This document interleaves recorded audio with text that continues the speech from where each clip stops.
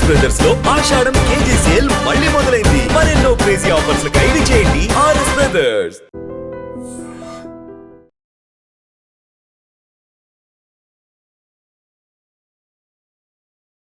ఒక big breaking news చూస్తున్నాము. Air India Ahmedabad plane క్రాష్కి సంబంధించి ప్రిలిమినరీ రిపోర్ట్ అనేది బయటకు వచ్చింది. యాక్సిడెంట్ జూన్ 12న జరిగింది.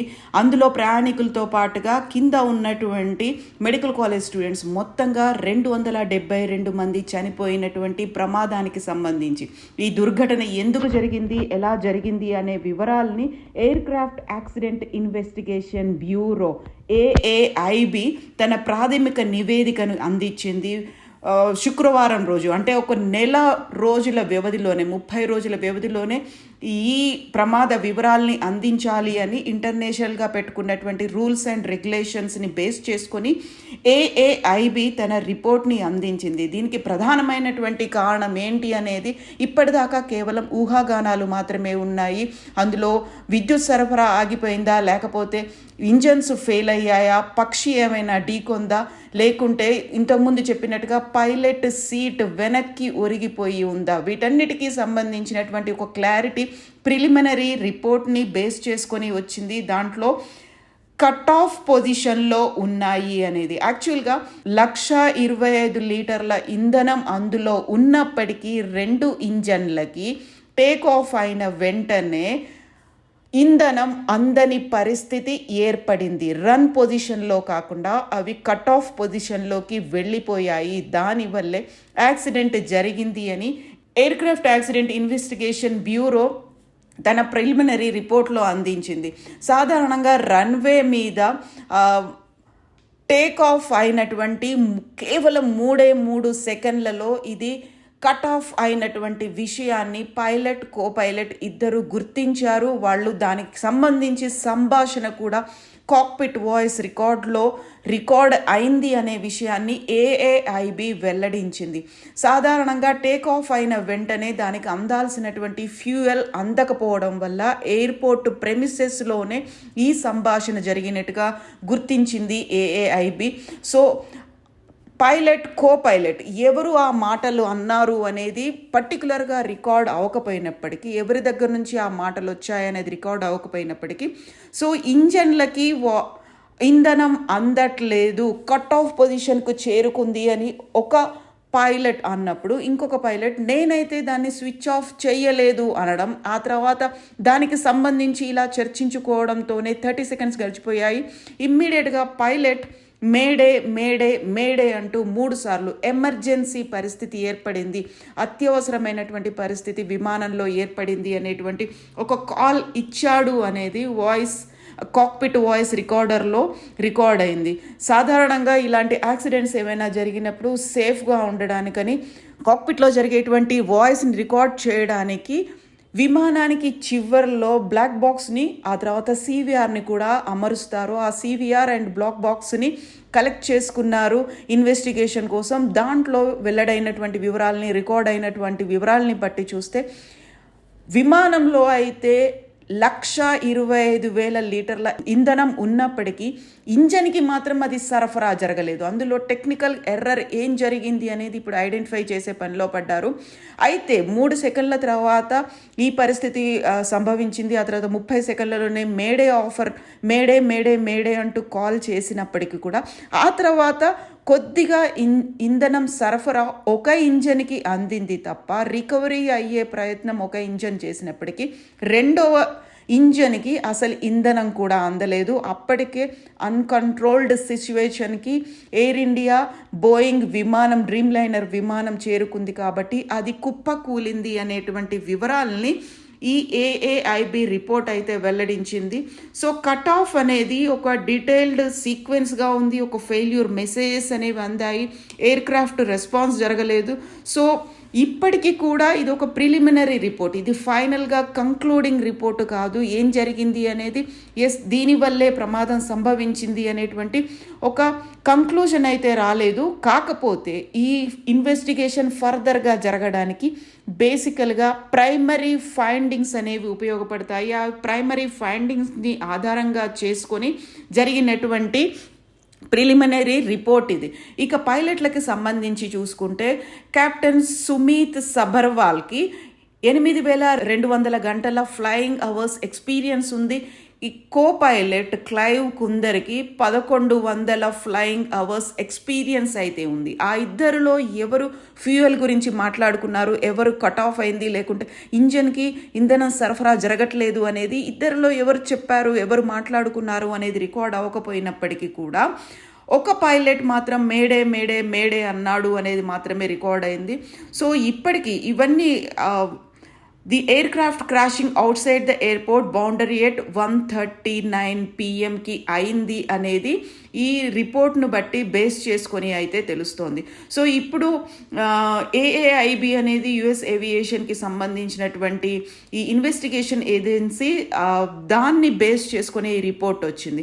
యాక్చువల్గా ఒక 10 seconds గ్యాప్ తర్వాత ఒక ఇంజన్ రన్ పొజిషన్కి వచ్చింది. అంటే 1 నిమిషం 1:38 ఆ తర్వాత 54 సెకండ్ల మధ్యలోనే ఈ ప్రమాదం అనేది జరిగింది. కుప్పకూలిపోవడం అనేది కంప్లీట్గా the black box stopped recording data 17 seconds later at 1:39:11 అనేది ఏఐబి రిపోర్ట్ అయితే వచ్చింది. అంటే అప్పటికే ప్రమాదం జరిగిపోయింది. 1:39 ప్రమాదం జరిగింది. 17 సెకండ్ల తర్వాత బ్లాక్ బాక్స్ నుంచి, అంటే అప్పటికే విమానం నుంచి బ్లాక్ బాక్స్ విడిపోయింది కాబట్టి ఇంకా రికార్డ్స్ చేసేటువంటి పరిస్థితుల్లో కూడా బ్లాక్ బాక్స్ లేదు అనేది ఏఐబి రిపోర్ట్ అయితే వస్తుంది. సో ఇప్పుడు ఈ ఏఐబి రిపోర్ట్ వచ్చిన తర్వాత B787 డ్రీమ్ లైనర్ ఎయిర్క్రాఫ్ట్ విమానానికి సంబంధించి ఎయిర్ ఇండియా విమానానికి సంబంధించి వచ్చినటువంటి ఈ ప్రిలిమినరీ రిపోర్ట్ అనేది, సో దీనికైతే Air India we acknowledge receipt of the preliminary report released by the aircraft accident investigation bureau ఈరోజు 12th జూలైకి అనేదాన్ని ఎక్నాలెడ్జ్ అయితే చేసింది Air India. Air India is working closely with the stake holders including regulators. We continue to fully cooperate with the AIB and other authorities as their investigation progress. So AIB ఇచ్చింది కేవలం ఇప్పుడు preliminary report మాత్రమే. ఇక ఫర్దర్గా ఇంకా investigations అనేవి జరగాల్సిన అవసరం అయితే ఉంది. దానికి ఇంకాస్త టైం అయితే పడుతుంది. సో ఎయిర్క్రాఫ్ట్ మ్యానుఫ్యాక్చరర్స్ బోయింగ్ అయితే ఇంకా మేము కూడా సపోర్ట్ చేస్తాము, ఎలా అయితే ఎయిర్ ఇండియా చెప్పిందో మేము ఇన్వెస్టిగేషన్కి ఫర్దర్గా సపోర్ట్ చేస్తామో ఎయిర్ ఇండియా కూడా అదే మాట చెప్పింది. బోయింగ్ మ్యానుఫ్యాక్చరర్స్ కూడా అదే మాట చెప్పారు. ఇక్కడ మనం ప్రధానంగా ఇంతకుముందు చెప్పుకున్నట్టుగా బర్డ్ హిట్ అయినటువంటి యాక్టివిటీ అయితే ఏది కనిపించలేదు. The report also adds that there was no significant bird activity in the vicinity of the flight path అనేది జరగలేదు. అండ్ ఒక ఆల్టిట్యూడ్ని అయితే కోల్పోయింది. అంటే దానికి సంబంధించి జరగాల్సినటువంటి ఒక బ్యాలెన్స్ని అయితే ఇది కోల్పోవడం వల్ల ఇది జరిగింది అనేది. సో ఇప్పుడు 1,25,000 లీటర్లు ఉన్నటువంటి ఇంధనం ఇంజన్స్కి అయితే ఉపయోగపడలేదు. కానీ యాక్సిడెంట్ అయ్యి కుప్ప కూలిపోయిన తర్వాత ఒకేసారి పెద్ద ఎత్తున మంటలు రావడానికి, అందులో ఉన్నటువంటి ప్రయాణికులు తగలబడిపోవడానికి మాత్రం 1,25,000 లీటర్ల ఇంధనం అయితే ఉపయోగపడింది.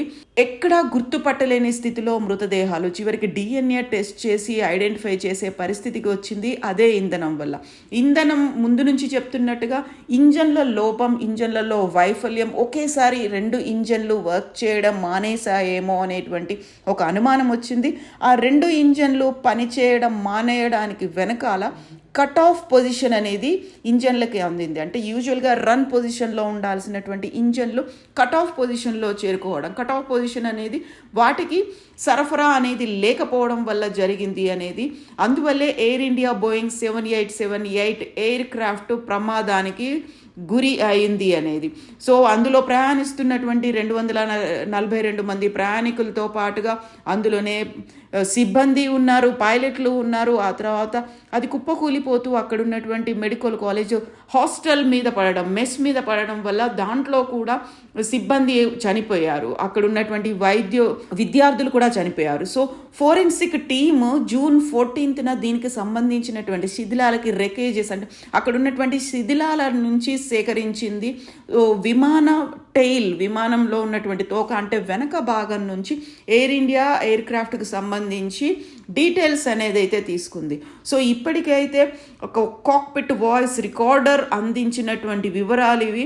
సో ఫ్యూయల్ సప్లై అనేది అయితే అందలేదు. మరి ఇక ఫర్దర్గా ఎంత కాలం పడుతుంది? ఇప్పటికైతే పెట్టుకున్నటువంటి నార్మ్స్ రెగ్యులేషన్స్ని బేస్ చేసుకొని మొదటి ప్రిలిమినరీ రిపోర్ట్ 15 పేజీల రిపోర్ట్ని అయితే అందించింది. ఇప్పటికీ అటు టాటాతో పాటుగా ఇటు ఎయిర్ ఇండియా, బోయింగ్ అందరూ మేము దీనికి సంబంధించి కంటిన్యూ చేస్తాము, కావలసినటువంటి ఇన్ఫర్మేషన్ని ఫర్దర్గా కూడా ఇన్వెస్టిగేషన్కు మేము అందిస్తాము అని చెప్తున్నారు. సో ఇంధనం దొరకకపోవడం వల్ల మనం ఆకలి దొరకకపోతే, మనకి ఫుడ్ దొరకకపోతే ఎలా అయితే ఆకలితో అలమటిస్తామో అలా స్టార్వింగ్ పొజిషన్కి ఇంజన్లు చేరుకున్నాయి అనేది ఏఐబి తన రిపోర్ట్లో వెల్లడించింది. ఫ్యూయల్ కోసం అవి అలమటించిపోయాయి. ఇక హ్యాండ్స్ అప్ సిచ్యువేషన్, అక్కడ ఫ్యూయల్ అందకపోవడం వల్ల ఇంజన్లు మొరాయించడం వల్ల కుప్ప కూలిపోయాయి అనేది ఇప్పుడు AIB aircraft accident investigation bureau ఇచ్చినటువంటి వివరాలు ఇవి. Fuel switches of the plane's engine, అందువల్లే కట్ ఆఫ్ అయిపోయింది అనేది. సో బోయింగ్ కూడా అదే చెప్తోంది. ఇప్పుడు చనిపోయినటువంటి ఎవరైతే ప్రయాణికులు ఉన్నారో వాళ్ళ తరఫున మేము వారికి నివాళులు అర్పిస్తున్నాము, ఒక సాలిడారిటీ ప్రకటిస్తున్నాము, వారితో మేము ఎప్పటికీ ఉంటాము, ఫర్దర్గా ఇన్వెస్టిగేషన్ కోసం మేము సహకరిస్తాము అనేటువంటి మాట. అయితే ఎవరు ఇది ఇంజన్కి ఇంధనం అందట్లేదు అని చెప్పారు, I didn't cut off fuel అనేది ఎవరు చెప్పారు అనేది మాత్రం అది రికార్డ్ అవనప్పటికీ కూడా ఒక ప్రిలిమినరీ రిపోర్ట్ అయితే వచ్చింది. సో ఫర్దర్గా ఇది ఎంత టైంలో రివీల్ చేస్తారు అనేది ఇప్పటికైతే మనం ఎదురు చూడాల్సినటువంటి అవసరం ఉంది. బ్లాక్ బాక్స్లో కాక్పిట్ వాయిస్ రికార్డర్లో అందినటువంటి వివరాలని బట్టి చూస్తే 2 ఇంజన్లు ఫెయిల్ అవ్వడం, దానికి ఇంధనం అందకపోవడం వల్లే ఈ దుర్ఘటన జరిగింది అనేది ఏఐబి ప్రాథమిక రిపోర్ట్ని బట్టి తెలుస్తోంది. నిజంగా ప్రస్తుతం ఉన్నటువంటి సమాజం దేనికి ప్రయారిటీ ఇస్తుంది? ఆర్థిక సంబంధాల చుట్టూ మాత్రమే తిరుగుతుంది. మళ్ళీ ఎన్నికలంగానే చాలా విరక్తి కలుగుతాను. మంచి అనిపిస్తుంది కదా, లేడీస్ కూడా ఛాలెంజింగ్ జాబ్స్ చేసినప్పుడు చాలా బాగుంటది. ట్రాఫిక్ అసిస్టెంట్స్ గా నియమించిన ట్రాన్స్జెండర్స్ అందరితో సాల్యూట్ చేయించుకుంటున్నారు. ఫుడ్ డెలివరీ ఇవ్వటానికి వెళ్ళినటువంటి డెలివరీ బాయ్ అనిల్ పై కళ్ళ ముందు